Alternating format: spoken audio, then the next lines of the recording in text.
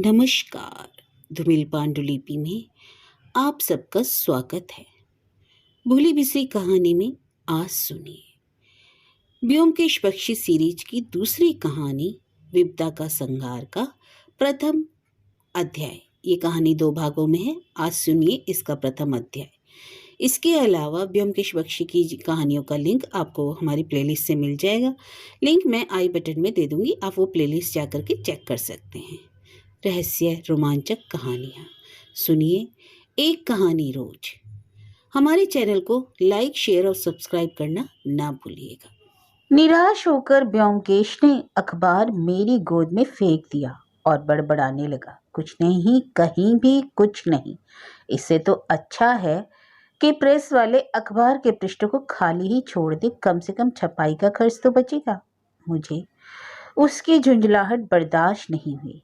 क्यों, क्या कुछ भी नहीं है अखबार में? तुम ही तो कहते हो कि दुनिया की सारी खबरें केवल वर्गीकृत विज्ञापनों में होती हैं।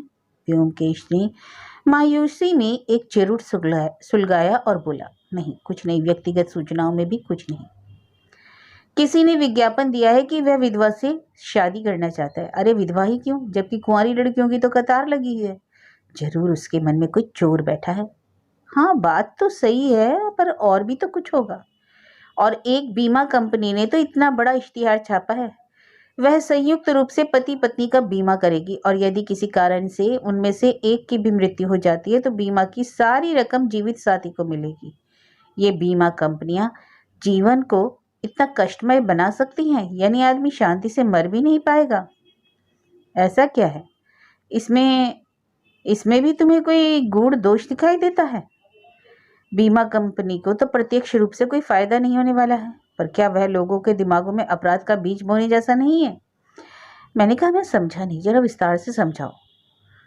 ब्योमकेश ने कोई उत्तर नहीं दिया। उसने हताशा से भरा एक निश्वास छोड़ा, अपने पैरों को मेज पर रखकर छत की ओर देखते हुए चुरुट का कश खींचने लगा। सर्दियों का मौसम था, क्रिसमस की छुट्टियां चल रही थी। कलकत्ता वासी छुट्टियां मनाने शहर छोड़कर दूरस्थ स्थलों के लिए निकल गए थे और दूसरे शहर के वासी कलकत्ता घूमने आ गए थे। यह कहानी तब की है जब ब्योमकेश का विवाह नहीं हुआ था। अपने दैनिक कार्यक्रम के अनुकूल हम दोनों सुबह की चाय पर अखबार पढ़ रहे थे। 3 महीने की लंबी अवधि बिल्कुल खाली गुजरी थी। खाली बैठे बैठे ब्योमकेश जैसे मजबूत व्यक्ति में भी एक प्रकार की ऊब और निठल्लापन बैठ गया था। दिन भर खालीपन के दिन लुढ़कते जा रहे थे। हर एक दिन अखबार देखते कि शायद कुछ मिल जाए, पर सब व्यर्थ। अखबारों में जो भी भरा होता हमारे लिए बेकार था।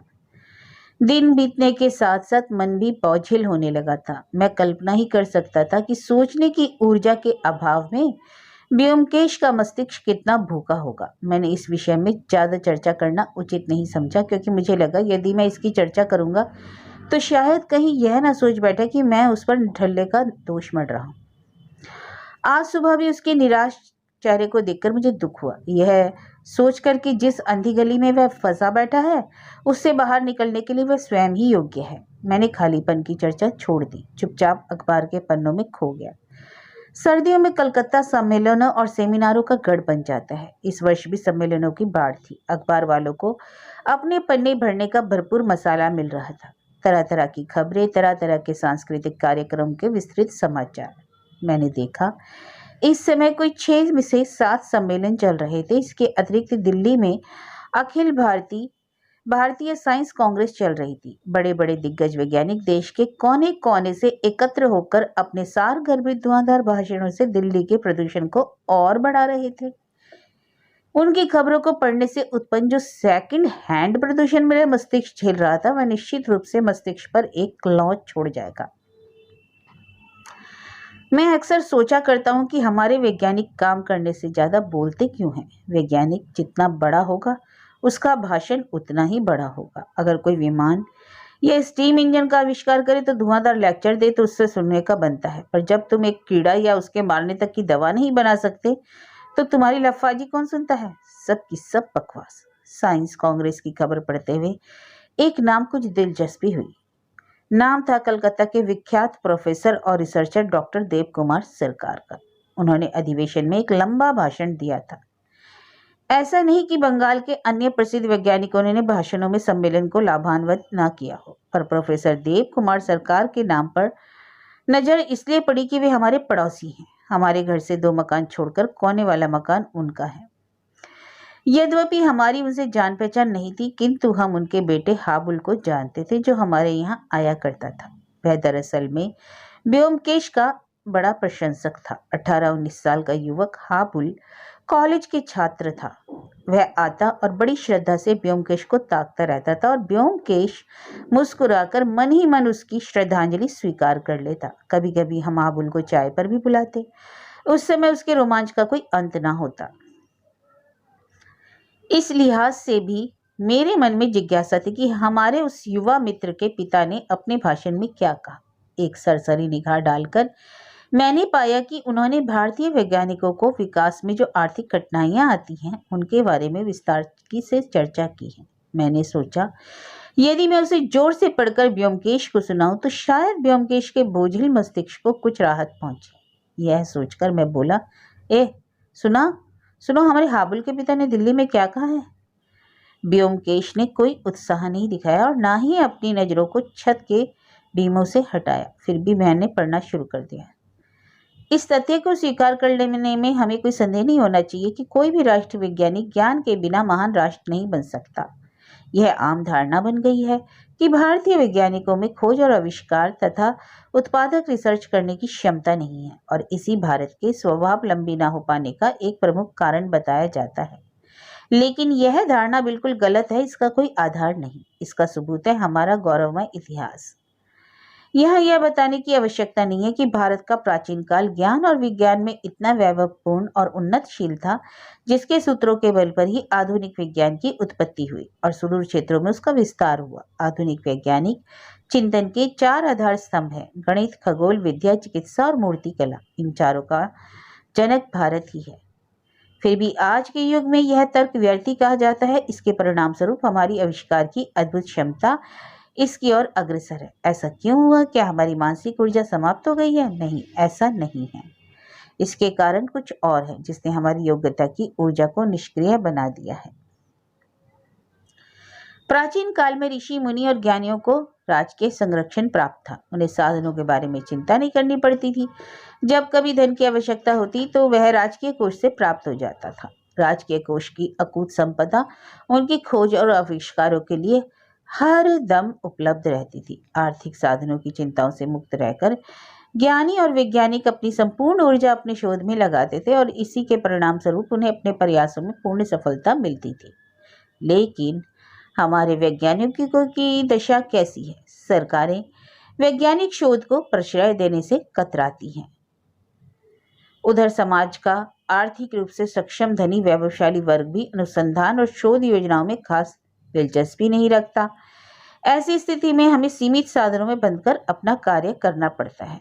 यह ताज्जुब की बात है कि छोटी छोटी प्रयोगशालाओं में भी ऐसे आविष्कार हो जाते हैं जिसे देखकर सब वैज्ञानिक आश्चर्यचकित रह जाते हैं और अपने आविष्कार को दुनिया की नज़र से बचाकर दूसरी खोजों में लग जाते हैं। वे जानते हैं कि वे अकेले हैं, उनकी सहायता के लिए कोई आने वाला नहीं है। ऐसी विचित्र स्थिति में किसी को अपनी खोज या आविष्कार बताने से भी भय खाते हैं, क्योंकि उन्हें भय रहता है कि जिस क्षण किसी को उनके आविष्कार का पता चल जाएगा, उसकी खोज का श्रेय वैज्ञानिक से छीनकर अपने पर ले लेगा, क्योंकि दुनिया में ऐसे चोरों की कमी नहीं है। इसलिए मेरी आप लोगों से अपील है कि हमें आर्थिक सहायता दो। हमारे पास शोध व अनुसंधान के लिए अनियंत्रित साधन हो तथा वैज्ञानिकों को उनके आविष्कारों का श्रेय देने की सुरक्षा सुनिश्चित की जाए। हम चाहते हैं। अरे बस प्रोफेसर के ज्ञान की चर्चा में यह भूल ही गया कि कोई और भी उसे सुन रहा है। व्योमकेश ने एकाएक बीच में काट दिया। बस इतना ही काफी है। क्यों, क्या हुआ? हमें यह चाहिए, हमें वह चाहिए, वह भी चाहिए। सुनते सुनते कान पक गए। बस दूर के ढोल सुहावने लगते हैं।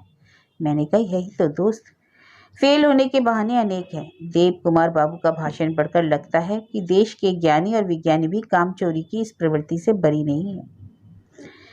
व्योमकेश के उदास होठों पर हल्की मुस्कान तैर गई। वह बोला, हाबुल देखने में एक सीधा साधा लड़का दिखाई देता पर बुद्धिमान है। उसके पिता होने के नाते देव कुमार बाबू कैसे ऐसे फिजूल की बातें अपने लेक्चर में बोलते फिरते हैं? यह जरूरी नहीं कि बुद्धिमान लड़के का पिता मेधावी हो। क्या तुम प्रोफेसर सरकार से मिले हो? मैंने पूछा। मैं शायद नहीं मिला हूं, पर उनसे मिलने की लालसा भी नहीं हुई। लेकिन सुना है उन्होंने दूसरी शादी की है। इससे बड़ी मूर्खता और क्या होगी? और ब्योमकेश ने फिर से अपनी आंखें बंद कर ली। घड़ी ने 8:30 बजा। मुझे कुछ सूझ नहीं रहा था, तो मैं पुतीराम से एक और कप चाय बनाने के लिए कहने जा ही रहा था कि ब्योमकेश आंखें खोलकर सीधा बैठ गया।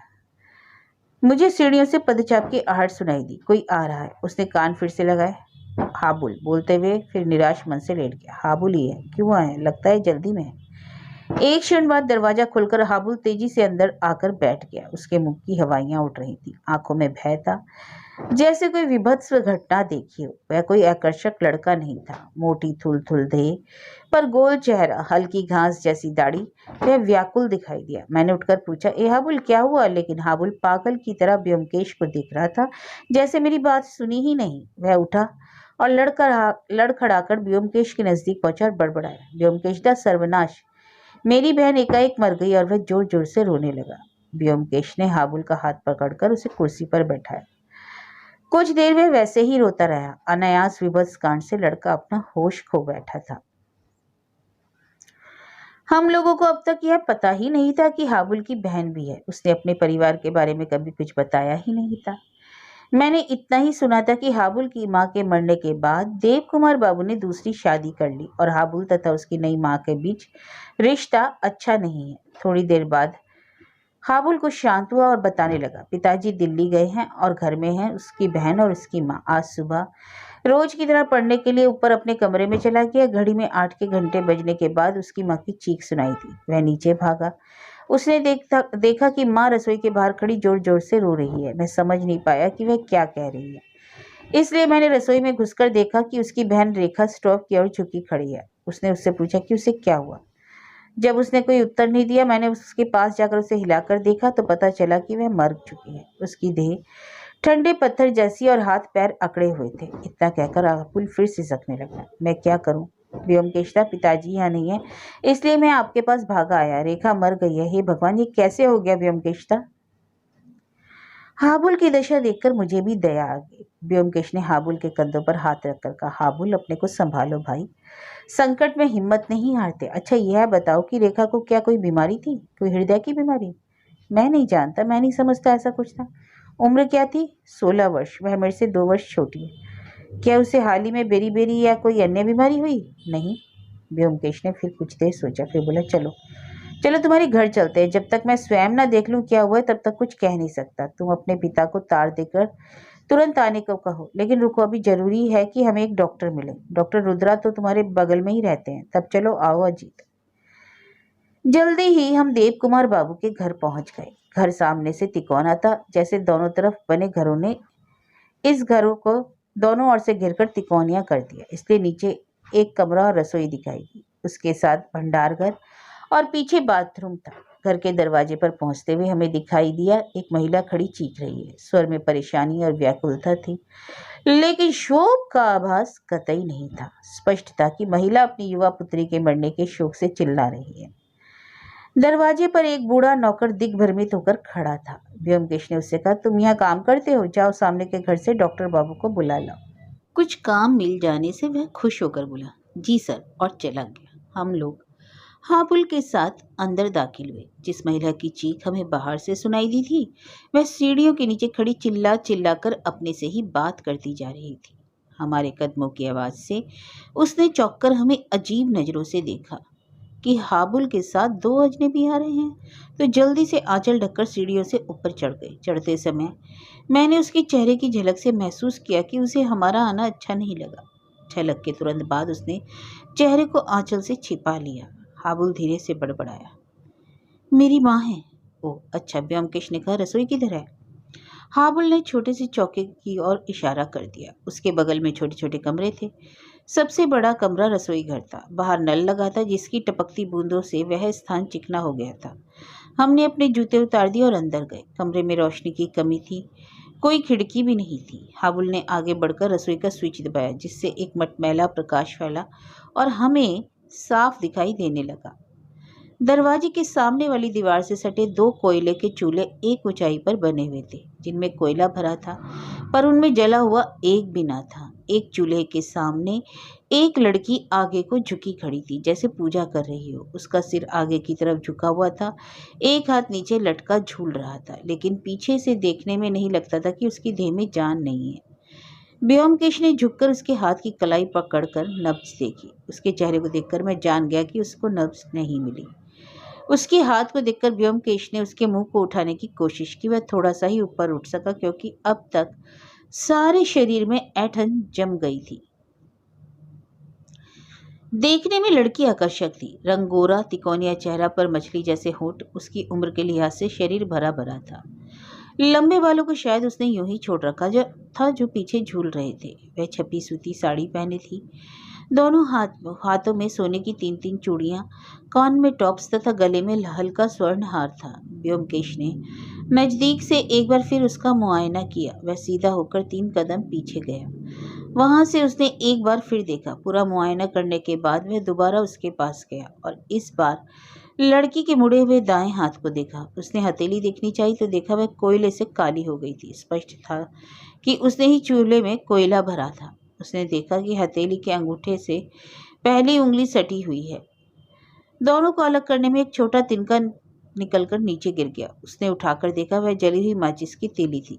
तीली को नजदीक से देखने के बाद उसने फेंक दिया। फिर उसने लड़की के बाएं हाथ को देखा, हथेली बंद थी। उसकी उंगलियों को हटाकर मुट्ठी खोली तो नीचे माचिस की डिब्बी गिर गई। व्योमकेश ने डिब्बी को खोलकर देखा, उसमें कुछ तीलियां बची हुई थी। फिर सोचकर वह धीरे से बोला, वही तो, जो मैंने सोचा था वही निकला। मृत्यु तभी हुई जब उसने चूल्हा सुलगाने के लिए माचिस जलाई। व्योमकेश ने अब उसे छोड़कर रसोई घर में चारों ओर नजर दौड़ाई। उसने लड़की के पीछे से दरवाजे तक फर्श पर बने पदचिन्ह को देखा और बोला, नहीं, मृत्यु के समय रसोई घर में कोई और नहीं था। बाद में एक महिला ने प्रवेश किया और फिर हाबुल अंदर आया। इस समय रसोई घर के बाहर कुछ आवाजें सुनाई दी। व्योमकेश बोला, शायद डॉक्टर साहब आए हैं। हाबुल, उन्हें अंदर ले आओ। हाबुल चला गया। उस समय मौका देखकर मैंने पूछा, कुछ मिला? व्योमकेश ने हताश स्वर में कहा, ऐसा कुछ नहीं। इतना जरूर पता लगा कि मृत्यु से पहले तक लड़की को जरा भी आभास नहीं था कि उसकी मृत्यु होने वाली है। तो हाबुल डॉक्टर रुद्रा को लेकर आ गया। डॉक्टर रुद्रा मध्य व्यय के कलकत्ता के जाने माने फिजिशियन थे, किंतु वे अपने रूखे स्वभाव और क्रोध के कारण बदनाम भी थे। उनका पारा हमेशा आसमान पर रहता था। यहाँ तक कि मरने वाले मरीज के सामने भी उनका बर्ताव इतना बेहुदा और कर्कश होता था कि कोई और डॉक्टर होता तो उसकी दुकान छोड़कर भाग जाना पड़ता उसको। लेकिन जहाँ तक योग्यता का प्रश्न था, वे अपने हुनर में इतने माहिर थे कि लोग उनके स्वभाव के बावजूद हमेशा उन्हीं के पास जाते थे और यही उनकी सफलता का रहस्य था। उनकी प्रैक्टिस भी बहुत तगड़ी थी। डॉक्टर रुद्रा की शक्ल उनका परिचय देने के लिए काफ़ी थी। काले यानी कोयले से काले, घोड़े जैसे मुंह पर चमकती छोटी छोटी लाल आंखें, जिस पर पड़ती वह दहशत में आ जाता। होठों पर भी वह कर्कशता। कोट और पैंट और जूते पहने जैसे ही उनका प्रवेश हुआ तो लगा जैसे वातावरण में तेज गर्मी की लहर व्याप्त हो गई है। हाबुल ने चुपचाप अपनी बहन की ओर इशारा कर दिया। डॉक्टर रुद्रा ने अपनी आदत अनुसार रूखे स्वर में कहा, क्या है, मर गई क्या? व्योमकेश बोला, आप देखिए और बताइए। डॉक्टर रुद्रा ने क्रोधी निगाह से व्योमकेश को देखा और बोले, आप कौन? मैं परिवार का मित्र हूँ। ओह, उन्होंने व्योमकेश को अनसुना करते हुए हाबुल से पूछा, यह लड़की कौन है, देव कुमार बाबू की बेटी? हाबुल ने हाँ में सिर हिला दिया। डॉक्टर रुद्रा के चेहरे पर एक उत्सुकता तैर गई। उन्होंने भौहें सिकोड़ते हुए कहा, इसी का नाम रेखा है? हाबुल ने फिर सिर हिला दिया। क्या हुआ इसे? कुछ नहीं, एकाएक। डॉक्टर रुद्रा ने झुककर लड़की की नब्ज देखकर आंखों की पुतलियां देखी और उठकर बोले, इसकी मृत्यु हो चुकी है और मृत्यु लगभग 2 घंटे पहले हुई है। शरीर अकड़ गया है। उन्होंने यह बड़े चाव से कहा, जैसे यह सुनकर मौजूद लोगों में खुशी की लहर फैलने वाली थी। व्योमकेश ने पूछा, क्या यह संभव है कि मृत्यु का कारण पता लग सके? यह लाश के पोस्टमार्टम पर ही पता चलेगा। मैं जाता हूँ, और हाँ, मेरी फीस 32 रुपये घर में मेरे भेज दीजिए। और हाँ, पुलिस को सूचित करना ना भूलिए, क्योंकि मौत अप्राकृतिक है। कहकर डॉक्टर रुद्रा घर से बाहर निकल गए। रसोई घर से बाहर आते हुए व्योमकेश बोला, हाँ, पुलिस को सूचित करना तो जरूरी है, अन्यथा बाद में समस्याएं उत्पन्न हो सकती हैं। मैं स्थानीय चौकी के इंस्पेक्टर वीरेन बाबू को जानता हूँ, मैं उन्हें सूचित कर देता हूँ। उसने एक कागज पर कुछ पंक्तियां लिखकर नौकर को देते हुए कहा कि यह चिट्ठी स्थानीय पुलिस चौकी में जाकर दे दे। फिर बोला, बॉडी से अब और कोई छेड़छाड़ ना हो, पुलिस आकर खुद ही सब कुछ देख लेगी। और उसने रसोई घर को बंद करके हाबुल से कहा, हाबुल, एक बार रेखा के कमरे का मुआयना कर लेना उचित होगा। हाबुल ने गंभीर आवाज में कहा, चलिए, और आगे आगे सीढ़ियां चढ़ने लगा। शुरू के रोने धोने के बाद वह जैसे जड़वत हो गया था और यंत्रवत बात करता था। जो पूछा जाता उतना ही उत्तर बस। प्रथम तल पर 3 कमरे थे, जिनमें से अंतिम कमरा रेखा का था और पहले 2 कमरे संभवतः देव कुमार बाबू और उनकी पत्नी के बेडरूम थे। रेखा का कमरा यद्यपि छोटा था पर साफ सुथरा था। एक तरफ पलंग, दूसरी ओर खिड़की के पास डेस्क, जिसके पास 2 बुक शेल्फ थे जिनमें बंगला पुस्तकें भरी हुई थी। एक कोने में शीशा लगा हुआ था जिसके नीचे ब्रश, रिबन, हेयर क्लिप टंगे हुए थे। कहने का मतलब यह कि कमरे में आकर लगता था कि यह एक दक्ष, समझदार, पढ़ी लिखी लड़की का कमरा है। व्योमकेश शेखा चीजों को उठाकर देखता रहा। उसने हेयर पिन और रिबनों को उठाकर देखा, उसके बाद खिड़की के पास जाकर देखा। वहां से डॉक्टर रुद्रा का घर दिखाई देता था। दोनों की छतें पास पास थी। उसके बाद वह डेस्क के पास आया, दरवाजा के पास दराज खोलकर देखा। कुछ नोटबुक, लेटर पैड, सेंट की शीशी और कुछ सफ़ेद गोलियां रखी थी। एस्पिरिन। क्या रेखा एस्पिरिन लेती थी? हाँ, कभी कभी, जब कभी उसे सिर दर्द होता था, हाबुल ने उत्तर दिया। व्योमकेश ने दराज बंद कर दी और तेज कदमों से चहलकदमी करने लगा। एकाएक वह पलंग के पास रुक गया। उसने ध्यान से देखा। रजाई पैरों की तरफ सिकड़ी पड़ी थी, चादर पर सलवटें थी और तकिए पर सिर के निशान मौजूद थे। यानी रात में रेखा अपने बिस्तर पर सोई थी। कुछ क्षणों के लिए मेरा दिमाग गमगीन ख्यालों में डूब गया। इस जीवन का क्या भरोसा। अभी तक उसके नींद के लक्षण ज्यों के त्यों बने हुए थे और वह प्राणी दूसरी दुनिया में पहुंच गया। कितना क्षण भंगुर है यह जीवन। विचारों में मग्न व्योमकेश ने तकिए को उठाकर देखा। उसके नीचे एक हरे रंग का कागज तय किया रखा दिखाई दिया। उत्सुकता से व्योमकेश ने उसे उठा लिया। वह लेटर पैड का कागज था। थोड़ी हिचकिचाहट के बाद व्योमकेश ने खोल दिया और पढ़ने लगा। मैं भी व्योमकेश के पीछे खड़ा होकर देखने लगा। लिखावट इस तरह की थी। वह पत्र इस प्रकार था। नोटुदा, हमारे विवाह अब नहीं होगा क्योंकि तुम्हारे पिता ने 10,000 रुपये दहेज के रूप में मांगे और मैं जानती हूँ कि मेरे पिता इतनी बड़ी रकम नहीं दे पाएंगे। शायद तुम जानते होंगे कि मैं तुम्हारे अलावा किसी और से विवाह नहीं कर पाऊंगी, लेकिन इस घर में अब जीना भी कठिन हो गया। क्या तुम मेरे लिए जहर ला सकते हो? मैं जानती हूँ कि तुम्हारी फार्मेसी में कई प्रकार के जहर होते हैं। मुझे कोई जहर ला दो। अगर नहीं लाओगे तो जीवन समाप्त करने का मैं कोई दूसरा साधन ढूंढूंगी।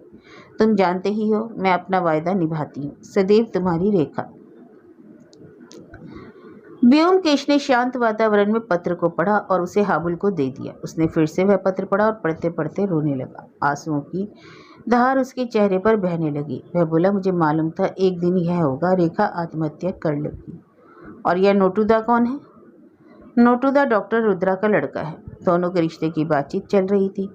नोटुदा अच्छे व्यक्ति हैं, लेकिन उस जंगली पुरुष ने 10,000 के दहेज की मांग की थी पर पिताजी को नाराज कर दिया। व्योमकेश ने अपनी हथेलियों से एक बार अपना चेहरा साफ किया और बोला, लेकिन अच्छा चलो छोड़ो, जाने दो। उसने हाबुल के हाथों को पकड़कर बैठाया और आहिस्ता धीमी आवाज में उसे सांत्वना देने लगा। रूंधे गले से हाबुल बोला, व्योमकेश था मेरी एक बहनी थी जिसको मैं अपना कह सकता था। माँ गुजर गई, पिता के पास हमारे लिए समय नहीं।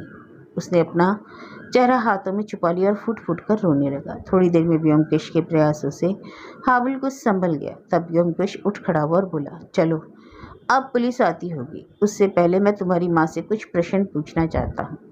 हाबुल की नई माँ अपने कमरे में थी। हाबुल ने जाकर व्योमकेश की इच्छा की सूचना दी तो उसकी माँ दरवाजे पर आकर खड़ी हो गई। उसका मुंह अब भी थोड़ा ढका हुआ था। इससे पहले मैंने उसकी एक झलक देखी थी। इस बार मैंने ठीक से देखा। उम्र लगभग 27-28 वर्ष, दुबली और लंबा कद, रंग गोरा और नाक नक्श सामान्य होने के बावजूद उसे सुंदर तो क्या साधारण रूप से आकर्षक भी नहीं कहा जाएगा। कठोर व्यवहार की छाया उसकी आंखों में बस गई थी। यह उसकी भ्रुकुटियों से ही पता लगता था। पतले और मुड़े हुए होठों से दूसरे के प्रति अपमान व दुत्कार झलकता था, जैसे हरदम दूसरों में दोष ढूंढने के लिए तैयार हो। उसकी संपूर्ण चितवन में मुझे आभास हुआ कि स्त्री ने विवाह के पश्चात कभी सुख नहीं पाया है। उसकी अपनी संतान नहीं थी, इस कारण शायद वह पति की पूर्व संतान से भी प्यार नहीं कर पाई और परिणाम स्वरूप उसका कठोर हृदय सहानुभूति अथवा प्यार की भावना से सदा मरुस्थल की तरह वंचित ही रह गया था। मैंने एक और बात देखी, वह अपने निजी जीवन में साफ सफाई रखने में कटिबद्ध है और इसलिए किसी को अपने निजी जीवन में या अपने कमरे में आने देना नहीं चाहती। जिस तरह वह आधे मुंह को आंचल से ढके द्वार पर आकर खड़ी हो गई थी, वह यह संकेत था कि उसे किसी का कमरे में प्रवेश पसंद नहीं। वह नहीं चाहती कि कोई उसके निजी जीवन में खलल पहुंचाए, इसलिए स्वाभाविक रूप से हमने उसके कमरे में जाने का कोई प्रयास नहीं किया और ब्योमकेश ने वहीं खड़े रहकर प्रश्न किया, क्या आपने आज सुबह रेखा को देखा था?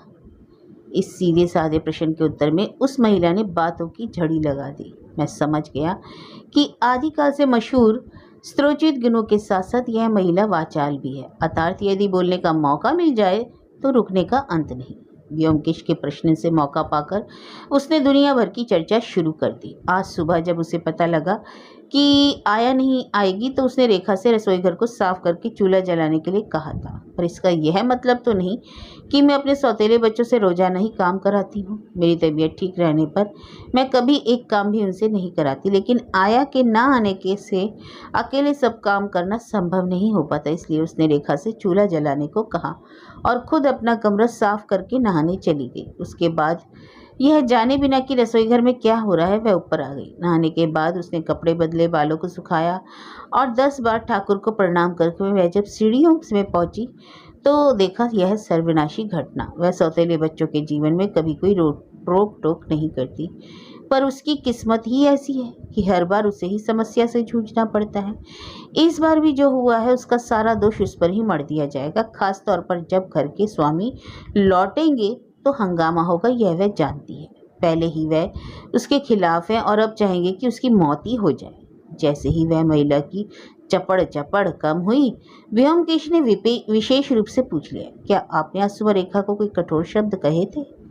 यह सुनते ही तो महिला आग बबूला हो गई। कठोर शब्द? कठोर शब्द मेरे मुंह से नहीं निकलते, मैं ऐसे माहौल में नहीं पली हूँ। जब से मैंने इस घर में कदम रखा है तब से अपने सौतेले बच्चों के साथ रहती आई हूँ। क्या कोई कह सकता है कि मैंने किसी से कभी अपशब्दों का प्रयोग किया हो? लेकिन आज सुबह जब मैंने रेखा को चूल्हा जलाने का कहा तो वापस आकर उसने यह कहते हुए कि उसे माचिस नहीं मिल रही है, वह मेरे कमरे में घुस आई और मेरी शेल्फ से माचिस ले ली। मैं उस समय कमरे में पोछा लगा रही थी। मैंने उससे कहा कि तुम बिना नहाए धोए मेरे कमरे में कैसे घुस गई? इतनी बड़ी होकर तुम्हें इतनी सी अकल नहीं आई? अगर तुम्हें माचिस नहीं मिल रही तो दुकान से मंगा लेती, बस इतना भर तो मैंने कहा था, इससे अधिक एक शब्द नहीं बोली। अगर यह अपराध है तो मैं दोषी हूँ। शांत स्वर में व्योमकेश बोला, सवाल दोषी होने का नहीं, लेकिन रेखा को आपके कमरे से माचिस के लिए क्यों आना पड़ा? क्या माचिस आपके कमरे में रहती है? महिला ने उत्तर दिया, हाँ, मैं अंधेरे कमरे में नहीं सो सकती, इसलिए मैं कमरे में तेल का लैंप रखती हूँ। लैंप और माचिस शेल्फ पर रखे रहते हैं, यह सभी जानते हैं, रेखा भी जानती थी। मैंने कमरे में झांक कर देखा, वाकई पलंग के सिराने की ओर दीवार से लगे शेल्फ पर एक छोटा सा लैंप रखा था। यही अवसर उसके कमरे में नजर दौड़ाने का था। पूरा कमरा साफ साफ इतना चौबक था कि फर्नीचर भी जैसे जड़ गया था। यहाँ तक कि दीवार पर लगी तस्वीर में माँ काली भी जीवा बाहर निकलकर इस भय से डरी हुई थी कि उस कमरे की पवित्रता में कोई बाधा न पहुंच जाए। भ्रुकुटियों को तानकर व्योमकेश ने पूछा, तो यह अंतिम बार था जब आपने रेखा को देखा? उसके बाद आपने उसे जीवित नहीं देखा? नहीं। महिला दूसरी बार अपनी चपड़ चपड़ शुरू करने जा ही रही थी कि नौकर ने नीचे से पुलिस इंस्पेक्टर के आने की सूचना दी और हम लोग नीचे उतर आए। व्योमकेश इंस्पेक्टर बीरेन बाबू से खूब परिचित था। दोनों एक दूसरे के महत्व को समझते थे। बीरेन बाबू मध्य वय का स्वस्थ और मजबूत काठी का बुद्धिमान कर्मठ व्यक्ति था। व्योमकेश के मन में उसके लिए काफी सम्मान था, विशेष रूप से इसलिए कि उसमें आम पुलिस अधिकारियों की तरह दिखावा और दूसरों को नीचा दिखाने की पुलिसिया प्रवृत्ति नहीं थी। मैंने भी कई केसों में देखा है कि व्योमकेश ने उसमें सलाह लेकर ही काम किया है। अपने कामकाज के दौरान उसने जुआरियों, पॉकेट मारों जैसे निचले दर्जे के अपराधियों के बारे में काफ़ी अनुभव और दक्षता हासिल की थी। हमारे अभिवादन पर उसने व्योमकेश को देखकर कहा, क्या हुआ व्योमकेश बाबू, क्या कोई गंभीर बात है?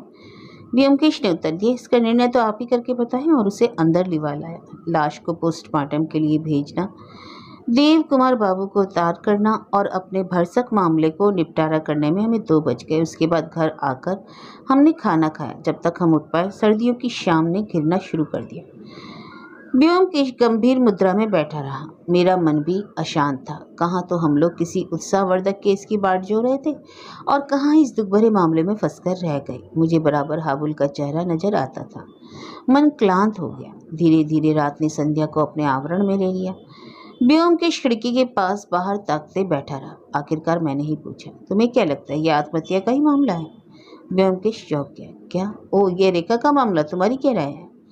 यद्यपि मैं पूर्णतः निश्चित नहीं था, फिर भी बोला, और हो भी कह सकता है, उसकी मंशा उसके पत्र से स्पष्ट होती है। ठीक है, यह मान लिया, पर तुम्हारे विचार से तुम आत्महत्या के तरीके के बारे में क्या कहोगे? जहर, यह भी तो उसके पत्र से प्रकट होता है। अच्छा, यह भी मान लिया, पर मैं समझ नहीं पा रहा हूँ कि जब तक वह जहर उसके पास नहीं आ जाता उसने कैसे उसका प्रयोग कर लिया। उसने अपने पत्र में जहर की मांग जरूर की थी, लेकिन वह पत्र अपने गंतव्य तक पहुंचा ही कहाँ। वह तो उसके तकिए के नीचे ही दबा रह गया। जहर उसके पास आया कहाँ से? मैंने कहा, पत्र में कहाँ गया? यदि उसे जहर नहीं मिला तो वह किसी दूसरे तरीके का प्रयोग करने की कोशिश करेगी।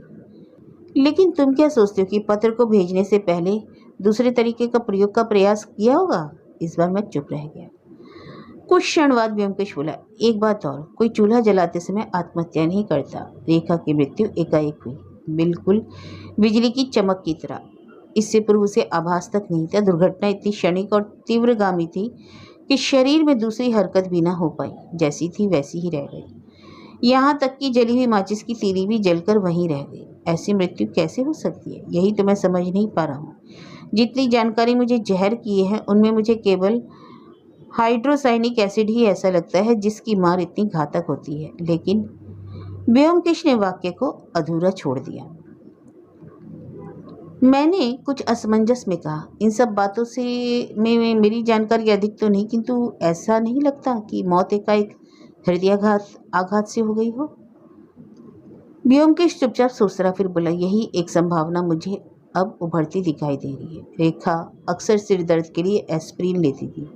हो सकता है उसका दिल कमजोर रहा हो, लेकिन नहीं, बात कुछ जमने नहीं। मैं इतनी आसानी से हृदयाघात की थ्योरी स्वीकार करने के लिए तैयार नहीं। हालांकि तर्क और सभी संकेत तथा सबूत गवाही उसी की दे रहे हैं। एक भेद भरी मुस्कान के साथ वह बोला, मेरा मस्तिष्क और मन एक दूसरे को देख नहीं पा रहे हैं। मुझे क्यों लग रहा है कि यह अप्राकृतिक मौत है, एक असाधारण कुछ ऐसा जैसा भयंकर रूप से गलत हुआ है। लेकिन जाने दो, ज़्यादा दिमाग लगाने का कोई फायदा नहीं। कल देखते हैं डॉक्टर की रिपोर्ट क्या कहती है। कमरे में अंधेरा हो गया। व्योमकेश ने लाइट जला दी। इसी समय दरवाजे पर कुछ हल्की खटखटाहट हुई। इससे पूर्व सीढ़ियों में कोई आहट नहीं हुई। व्योमकेश ने जोर से कहा, कौन है वहाँ, अंदर आ जाओ। एक अनजाने युवक ने धीरे से प्रवेश किया। वह एक स्वस्थ, गठीला, आकर्षक नौजवान था, पर चेहरे पर अवसाद के चिन्ह स्पष्ट दिखाई दे रहे थे। उसने रबड़ सोल के जूते पहने थे, इसलिए सीढ़ियों पर चढ़ने की आवाज नहीं आई। संकोचवश वह 2 कदम चलकर बोला, मेरा नाम मनमथनाथ रुद्रा है। व्योमकेश ने उड़ती नजर उस पर डालते हुए कहा, ओ तो तुम ही हो नोटुदा, आओ अंदर आ जाओ। उसने कुर्सी की ओर इशारा कर दिया। आप मुझे जानते हैं? हाँ, हाल ही में तुम्हारा नाम सुनने का अवसर मिला। तुम रेखा की मृत्यु के बारे में जानना चाहते हो? हाँ हाँ व्योमकेश बाबू, उसकी मृत्यु कैसे हुई यही तो अभी पता नहीं चला। मनमथ ने अपनी उत्सुक आंखों से व्योमकेश को देखा। क्या आपको शक है कि उसने आत्महत्या की है? नहीं, ऐसी संभावना नहीं। तो क्या कोई और? मैं अभी तक इसे निश्चित रूप से नहीं कह सकता।